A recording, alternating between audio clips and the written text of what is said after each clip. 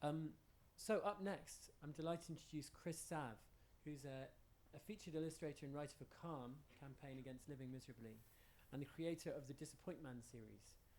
Disappointman likes wearing odd socks and drinking nettle tea. He and his friends are attempting to make sense of the world through seemingly inconsequential moments in everyday life. They have joined the Campaign Against Living Miserably with the hope of brightening up Fridays with tales of strange chat-up lines, awkward musicals, and talking cupcakes. Through his calm illustrations, Chris hopes that people will join him in his attempt to make sense of the world whilst laughing at its absurdity. Please welcome Chris.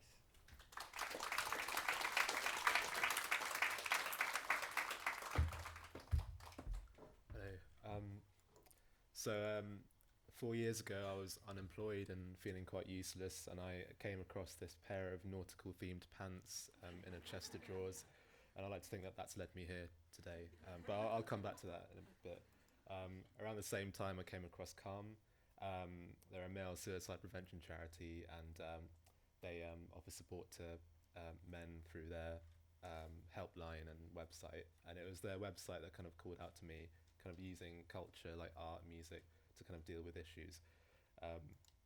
I started doing drawings for them, like a weekly series, and each week had a different theme. So it ranged from sort of dating to fashion to testicles. This is from the Chatting Up Girls series, the guy offering a crumbled custard cream, a tried and tested technique that failed. After I finished that series, they proposed that I do a series about kind of unconventional superheroes, kind of celebrating the uncelebrated aspects of men. So I created this character called Disappointman, who's a superhero with the power to be endlessly disappointing. And he's got this cape of inadequacy, and he wears odd socks as a kind of delusion of luck. And there are the nautical pants that I mentioned earlier, which I later kind of thought would be nautical pants of conviction, which is a kind of completely meaningless phrase. These are sort of struggles that he comes up against, kind of getting out of bed, leaving the house, and trying to find pieces of real existence, whatever that means. That could be, what it means to be a real man or a real human. And there are other characters as well. So this is SelfAware Man, whose powers are kind of damning self-critique. And when he gets really self-aware, he turns into the self-aware wolf. I use a lot of bad puns in my drawings, you probably see. And this is Unemployed Man, whose power you can probably guess is a perpetual unemployment, which he tries to sort of stave off by baking cakes.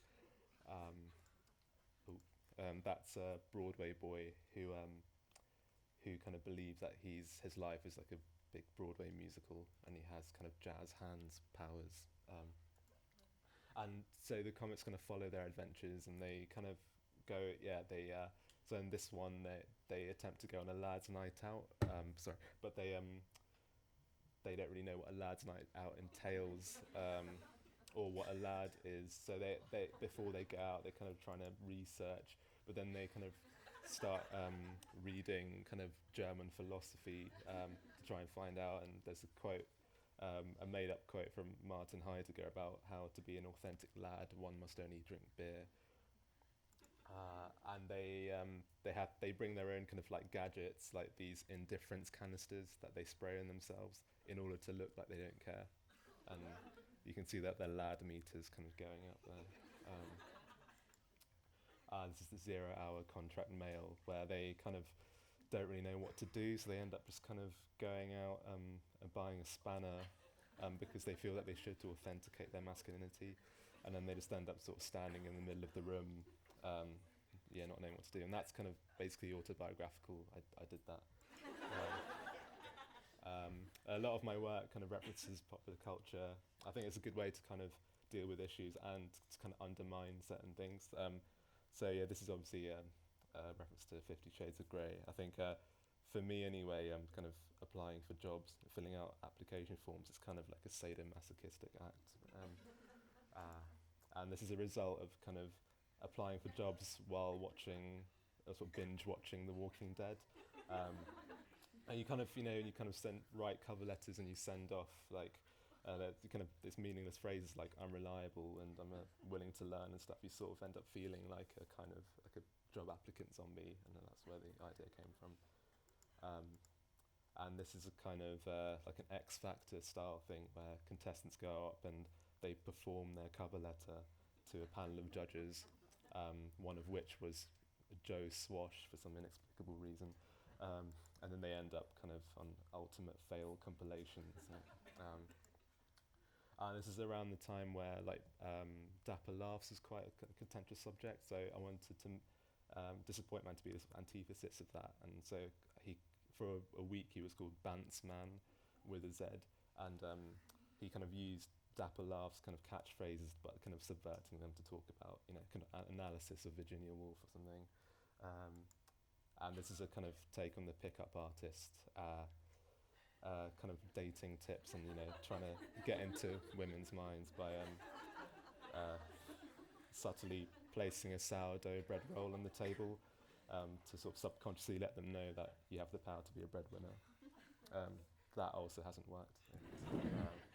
And the characters don't really know stuff, so they don't know about dating or flirting or anything, so they kind of end up having to do a lot of research, but a lot of the research is kind of like made up. So I think they're reading Greek philosophy to find out what is love. I can't really read it, but yeah, Socrates says what is love, and Agathon replies, "Baby, don't hurt me." The format I use is kind of like based on video games, even though I don't really play video games that much. But I kind of think like things would be easier if you could just push buttons to make decisions, especially at a family dinner. So this is the family dinner game where you kind of deflect questions like, have you got a girlfriend or have you got a job, by deflecting it with phrases like, can you pass the potatoes? And this is a kind of dance choreography thing where, you change your facial expression to kind of meet new people and smile. And this is a kind of tap X repeatedly to make a panic order, which is something I do a lot. But as I was kind of doing the drawings, I felt it was kind of infused with this kind of subjects about anxiety and depression, and hadn't really occurred to me before. But sort of retrospectively, I kind of thought, this character, he can't leave the house, and they get anxious, and he's suffering from depression. So I decided to kind of harness that and kind of address it directly in the sort of later drawings, but still keeping in with the humour and the sort of references to popular culture. So this men's fitness thing, get abs for your head with Disappointman's intense worry regime, which is a workout I do every morning and was doing just before I came up here. And this is a take on the old sort of classic horror movie poster where sort of depression is manifested as a Swede that sort of sits in the corner and gets bigger and bigger, kind of sapping the energy from you and stopping you from leaving the house and stuff. And the kind of when you answer the phone, it kind of forces you to say that you're okay, even though you might not be. And can you tap X repeatedly just to appear more enthusiastic? And I started doing kind of adverts, I guess. Here's another bad pun. Start every day with a cup of anxiety. And then around Christmas, I think a year ago, it was Black Friday, and I decided to do this device called the Angst Pad, which is a device that kind of facilitates one's anxiety. So what it does is that when you're trying to go to sleep, the Siri voice thing kind of shouts out kind of phrases that might be kind of worrying. So things about having to go to work tomorrow or your future or whatever. And so it does that for 2 hours so that you can't sleep. And then it sends you notifications if a love interest hasn't replied to your text, and offers you possible kind of negative reasons why. More recent drawings kind of invented these gadgets to kind of help anxiety, kind of absurd objects. So this is a kind of goggles that force you to make eye contact, and if you look down, then it sends a signal to your brain that calls you a dickhead.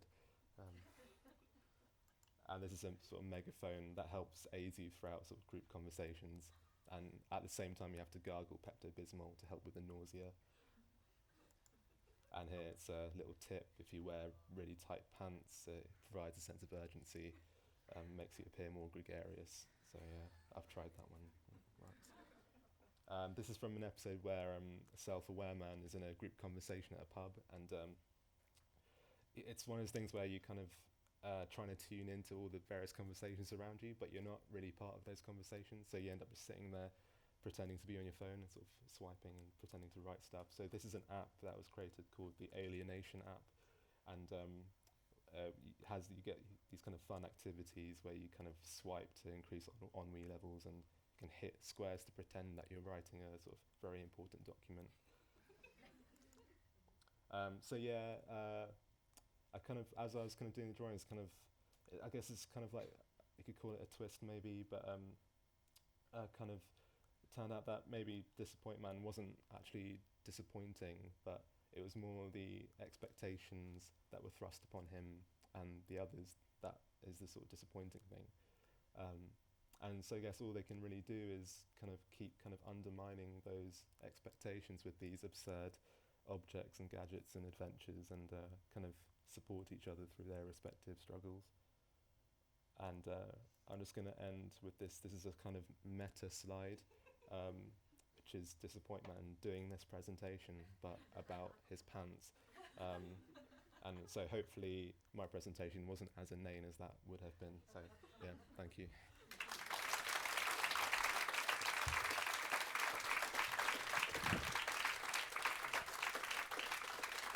Thanks so much, Chris. I'm going to stop using the sourdough on the roll approach in the future. That was brilliant, thank you. And actually, we were just saying beforehand, but there's an amazing current of comedians in the festival who are taking a really irreverent approach to some of these subjects. There's actually a talk this afternoon, in fact, called Laughter's the Best Medicine. So if you feel like more of a giggle, do come along to that. It'll be brilliant. There are some fantastic comedians taking part in that.